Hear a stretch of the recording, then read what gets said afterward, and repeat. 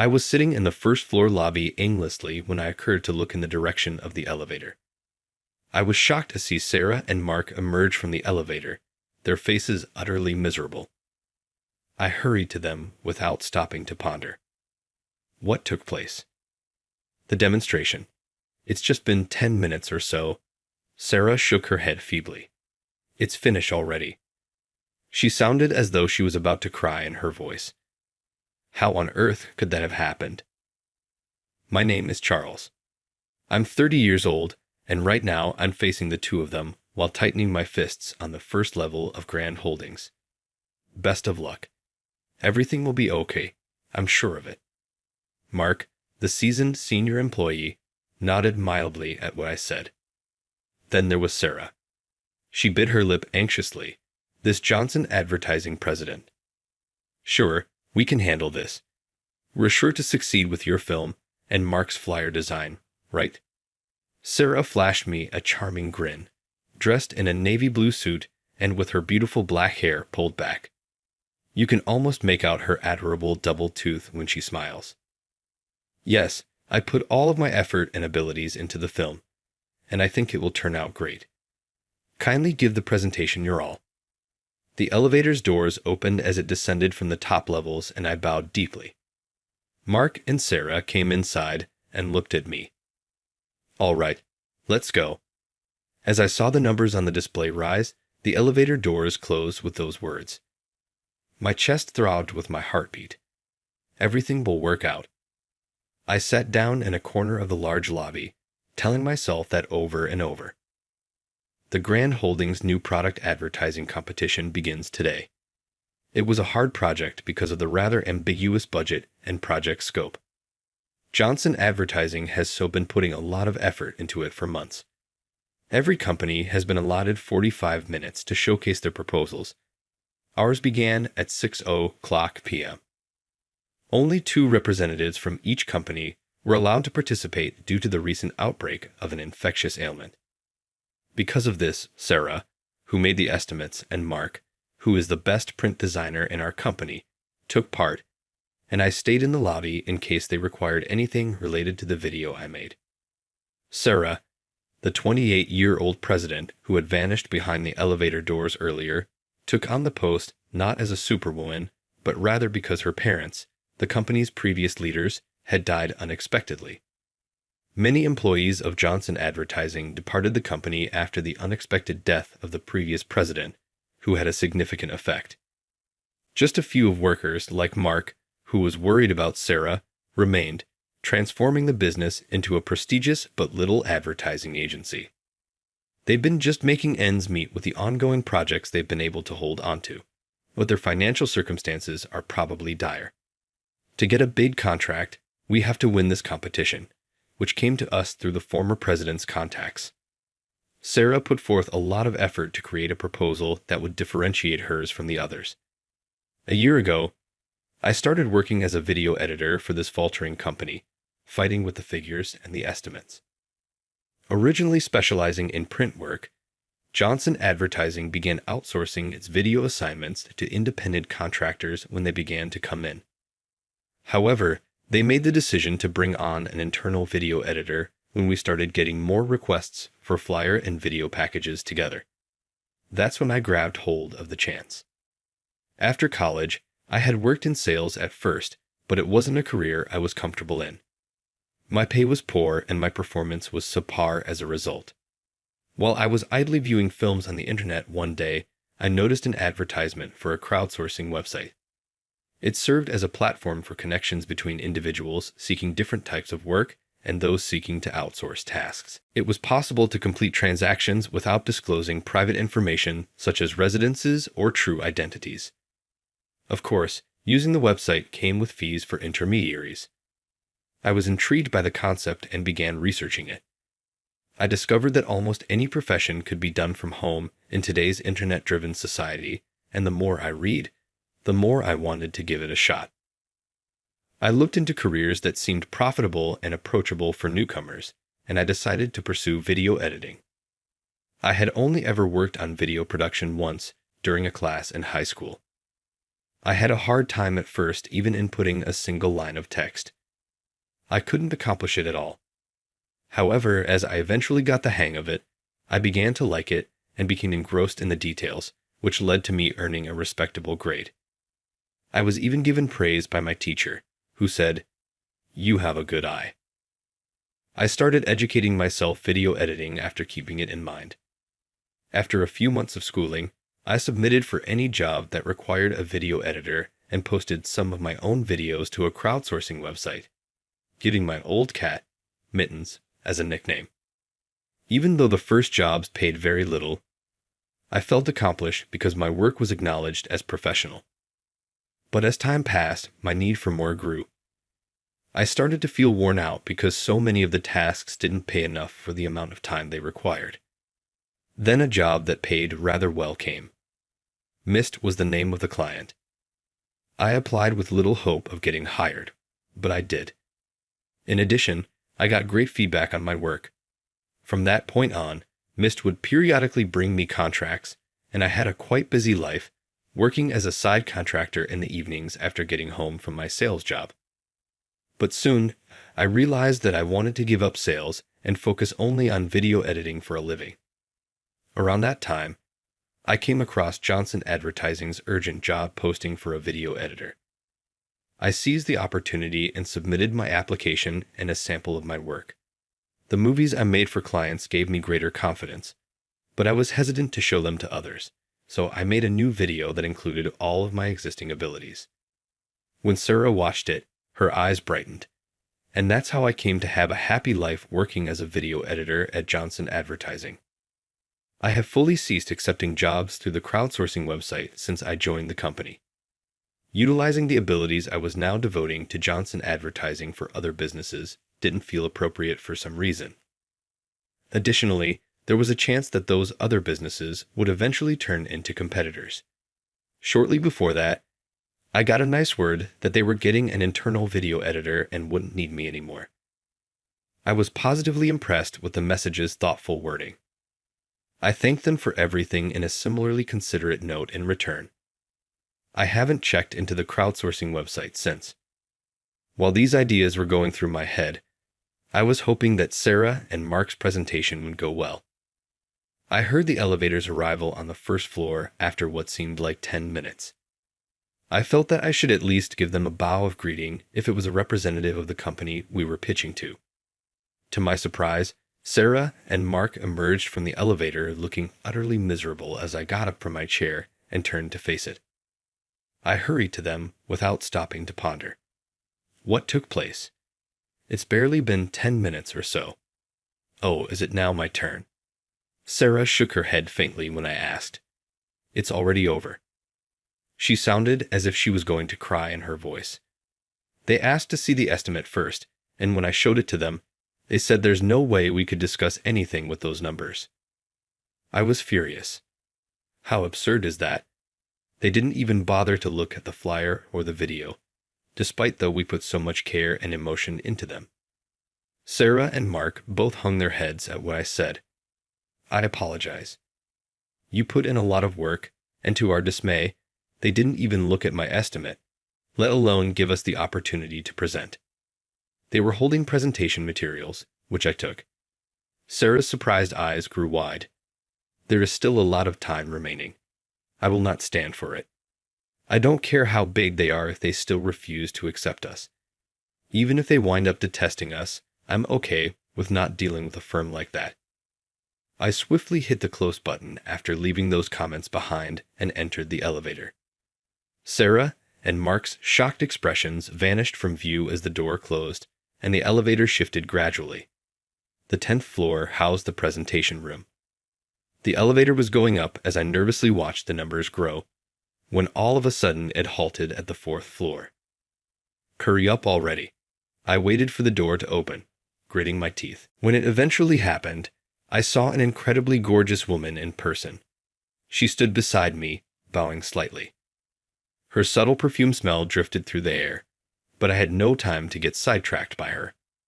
I clicked the shut button again immediately after making sure she was on board. I stared at the floor numbers for a moment before the woman started talking. If you keep shaking like that, the elevator might stop. Her comments forced me to wake up. I became aware that I had been tapping my foot tremblingly on the ground. I said, "Sorry," and stopped squirming right away. She gave a quiet smile. "It's all right. The 10th level. By any chance, are you here for the advertising presentation?" A little taken aback, I nodded. At that moment, the doors to the elevator on the 10th floor opened. She called after me as I made a hasty exit. "We are traveling to the same location. Allow me to lead the way." Oh, and I apologize for the late introduction. As she talked, she gave me her business card.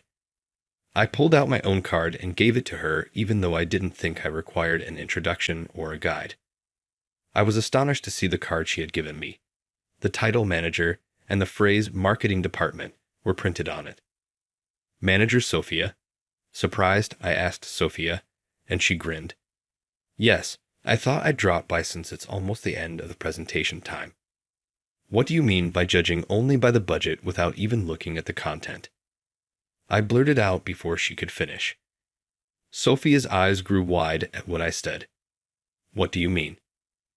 I had to reveal the details in a furious tone, remembering Sarah's wounded expression.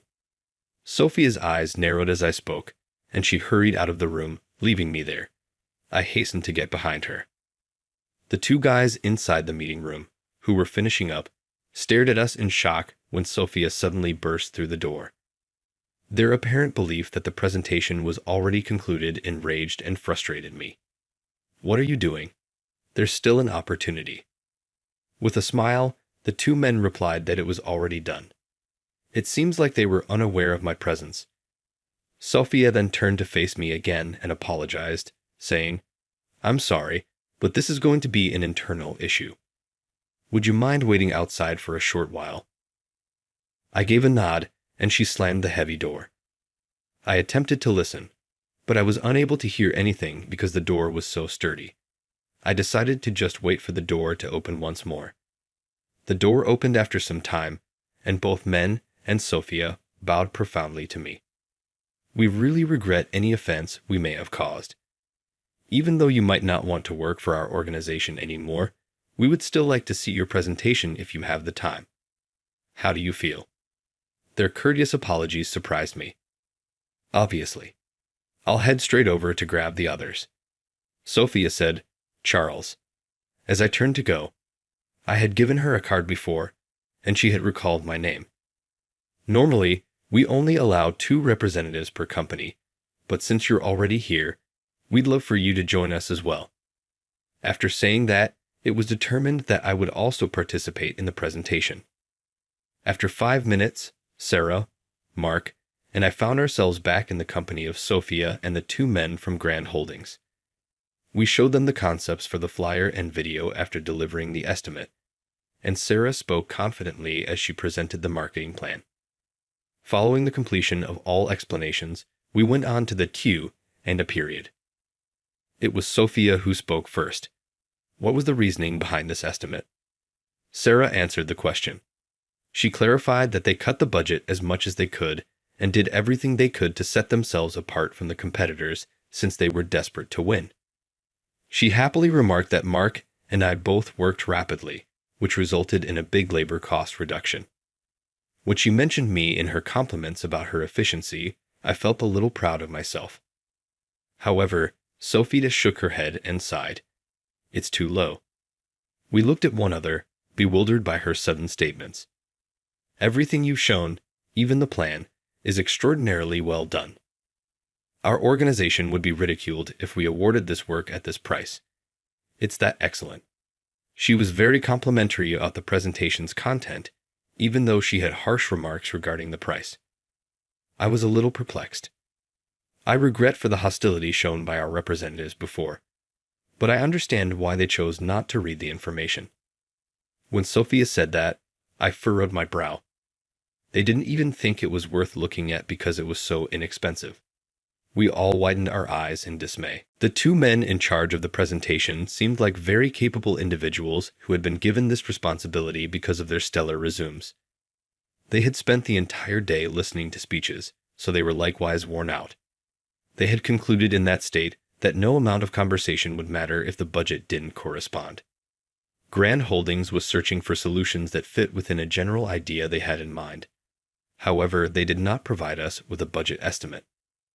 No matter how good the presentation was, they subtly indicated solutions that were too costly as being outside of their purview, making it seem like a waste of time. To a certain extent, I could comprehend such mentality. Sophia answered a question I had been having. People tend to believe that if something is too cheap, the quality must also be poor. Sarah was shivering a little next to me. With a focused gaze, Sophia seemed to be emphasizing the importance of not undervaluing your work and not lowering your rates too quickly. Sarah bowed at the firmness of her assertion. The estimate was created by myself. I apologize. I should have known better. We all bent our heads at the same time. I thought I detected a smirk from Sophia. I carefully looked up and saw her gorgeous face with a loving smile. It was a far cry from the furious look she'd worn seconds earlier. We would be inclined to accept this as the final amount, but I want to be respectful of the caliber of your work, particularly the video editing. This is how it ought to be priced. We were shocked when Sophia showed us the figure on her calculator.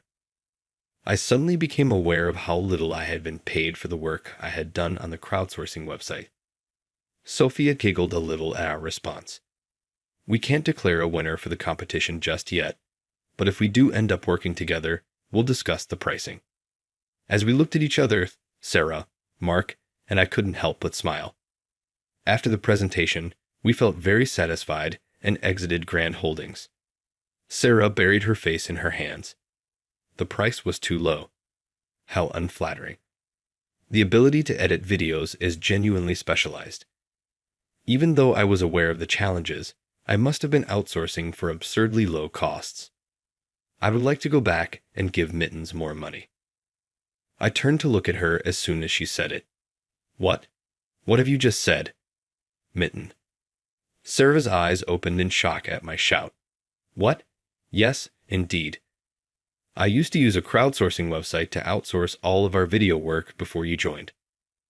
I now see that my offer was still far too low, even though I felt it was a little higher than other ads. I shook my head, shocked by this. Wait, are you? Sarah's eyes continued to swell. What? How were you aware of this? Oh no, that can't be true. As soon as I saw how astonished she looked, I said, I'm Mittens. In actuality, you were paying fairly liberally in comparison to others. I was tremendously motivated by it at the time. You usually don't know the genuine identities or addresses of the people you deal with on crowdsourcing websites. If they are so similar, you might be able to tell what state they reside in. But I never thought I would run into a client I had worked with here. I essentially just made the switch from being a freelancer hired on an as-needed basis to a full-time employee. How ironic. The situation was so amusing that I had to laugh. Sarah laughed a little, just like me. I was secretly hoping Mittens would apply when we were hiring for a video editor. I considered contacting you, but you hadn't disclosed your location, and it's against the guidelines to make direct contact. It seems that all along you were in Tokyo. It is strictly forbidden for users of a crowdsourcing site to transact directly with one another without first visiting the site. Employing someone would probably be subject to the same restriction. Everything makes sense now. I started equating each application with Mittens, so you may imagine my surprise when you finally showed up. This guy is as good as Mittens, I thought to myself. Well, of course, it's because it was you. We took some time to reflect on the past and exchanged tales about how difficult some projects had been and how others had felt like we were exactly in sync. Sarah abruptly became serious and apologized for underestimating your abilities. I commit to thoroughly assessing your work going forward. Will you then still support me and give me your strength? My heart raced to her serious stare. I could sense the reddening of my face. Obviously. I'm excited about it. Sarah gave a nice smile at what I said. Thoughts of how much I loved that smile kept coming to me. I picked up the office phone out of habit a few days later when it called. I heard someone on the other end gently exhale as soon as I introduced myself. I appreciate you answering my call. Sophia from Brand Holdings is here. I wanted to express my gratitude for your time earlier. Sitting up straight, I heard Sophia's voice. So what was the result of the competition? As I turned the phone over to Sarah, our president, I swallowed anxiously, but Sophia persisted, saying, "After looking through the submissions, we've decided that we would love to work with Johnson Advertising on this project. Are you up for the challenge?" I gave a high-pitched fist pump. Every employee in the room looked up at my clenched hand. I'd also like to make our partnership stronger. How about we meet together for a quick meal at some point to better get to know one another? Without releasing the phone from my ear, I exclaimed, "Yes." Even though she couldn't see me, she took a deep bow and said, "We'd be honored." A few days later, the same group of people who attended the presentation got together for supper at a moderately priced restaurant. To be honest, I was so anxious that I was having trouble tasting the food. But Sophia and the two Grand Holdings men were in high spirits, and each time the topic turned back to the presentation, the guys apologized profusely. I couldn't help but sympathize with them, thinking that Sophia had probably given them a hard time. We were going to go to a bar for another round, but both men had small kids at home, so they hurried back to their families. Mark also made the decision to end the evening, claiming he was done drinking. In the end, it was only Sophia, Sarah, and I going to the pub. I was most anxious about Sophia, so Sarah and I were both on edge and trying not to make any mistakes. However, Sophia seemed acus charlis to this environment and naturally put us at ease. Sarah excused herself as the environment warmed up, saying, "Oh, I'll just go to the restroom for a moment," leaving Sophia and me alone. My heart raced in the short calm that followed, as her aroma seemed to get stronger. Sophia asked me, "So, do you have a girlfriend?" as she leaned on her hand and pursed her lips. I shook my head rapidly, not sure how to respond to her query. "I don't possess one." Sophia gave a little laugh. "There must be someone you like then," I asked.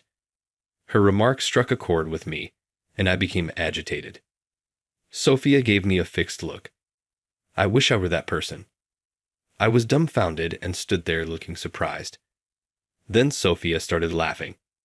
"I'm not serious. I guess I'll take my leave now, as I don't want to stay where I'm not wanted."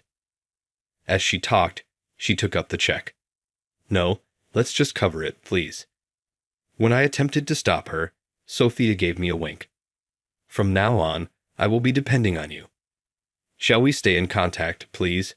She went away, but then looked back and leaned in close to say, "Don't be surprised if I make a move. Okay. If things don't progress with Sarah." Sophia eventually departed from the pub after whispering something to me. With my heart still racing, I went back over the entire conversation with Sophia in my head when Sarah reappeared. She said, "Oh, where's Sophia?" And I was scarcely able to answer. "Oh, she said she decided to go home because she was feeling a little tipsy." Sarah said, "I see," and her expression softened a little. Compared to the stillness with Sophia, a heavier one hovered between us. Well, should we leave too? Sarah made a sudden suggestion, and even though I was taken aback, I immediately agreed. Staying was not necessary. Through the nighttime streets, we strolled slowly in the direction of the station without exchanging words. Our footsteps were the only sound audible. Sarah said, "Earlier, I actually saw something, which caught me off guard." "Observed what?" She forced a grin, but pinched her lips together as I asked uncomfortably. "It appears that you two were enjoying yourselves," she remarked, glancing ahead. "Sophia is quite stunning, isn't she? It's incredible that you have such a strong attraction to someone, Charles. I simply lack the competence in comparison to that." Sarah spoke rapidly. "Do you believe Grand Holdings would try to steal your job? I want you to support me at work at the very least. But is that asking for too much?" I gave Sarah a quick embrace in the back as she carried on talking. "You are the one I love, Sarah." Her shoulders went shaky. "What?" I spoke softly into her ear. I adore everything about you, including your effortless transition into the presidency, your contagious smile that belies your anxieties, and your endearing grin with your 2 front teeth protruding. I adore everything about it. Not at all. My 2 front teeth. My biggest insecurity is that, when the company starts to bring in more money, I have been intending to get braces. I burst out laughing gently. In any case, I'm relieved that business isn't flourishing. Sarah laughed quietly at my light-hearted remark. Do you really think you want me? Sophia is much more than that. I encircled her tightly in my arms. Sarah, I want you. Sarah gave me a firm handshake. I'm overjoyed. She grinned as she glanced up at me. Let's be partners in life and at work from now on. She gave me the cutest smile I had ever seen, her little double tooth showing. After a few years, Rick, Jake, it's time for lunch. Proceed to cleanse your hands. Our sons Rick and Jake ran out of their room at my call. It was during the middle of the summer break. Elementary school students Jake and Rick were making the most of their break. Thankfully, Lily's kindergarten remained open over the summer, so she didn't have to worry about the break while their younger sister was having her own fun. Sarah and I were married and had a family since then. Our family expanded rapidly, and we were now a 5-member family. I worked from home to take care of things during these extended intervals or when one of the children was ill. For me as the video editor, working from home made more sense than for Sarah, who was fulfilling her role as president of the company. By the time the day was over, I would be home at about 6:00 p.m., Sarah always said. I'll hurry and get dinner ready, as she entered the room, expressing her desire to make dinner herself whenever she could. On the days she could return home on schedule, we waited for her. I had to remove each child from the group as they gathered around her one by one. By now, it was an ordinary sight. Now hurry on. Please be patient for a little while longer. Mom is busy. I led them back to their room so they could clean up. Following that, we followed the same routine. A short dinner, a bath, and a tale read aloud to the kids by Sarah before bed. In the end, it was just the 2 of us. Is it naive to claim that I get to have Sarah all to myself at this point? Regarding Johnson Advertising, Grand Holdings began sending us regular work following that day. This led to numerous other opportunities, and with a workforce that is expanding, the business is today a reliable mid-sized advertising firm that works on a broad range of projects. Sophia, too. We were invited to the wedding when she eventually married a dashing here. The event was tremendously grandiose, and Sophia looked incredibly pleased, radiant in her bridal gown. I can't help but remember that presentation, which ended abruptly after barely 10 minutes. I may not have been the most professional in my behavior that day. Really, I felt like throwing myself into their office and demanding to be heard. But we wouldn't be in this position now if we hadn't made the effort to present in that competition. My nose was tickled by the mouth-watering aroma of sizzling meat. Sarah's favorite dish has to be the chicken with butter sautéing tonight. The cheerful smell wafted through the home, and I couldn't help but smile as I urged the youngsters to keep cleaning.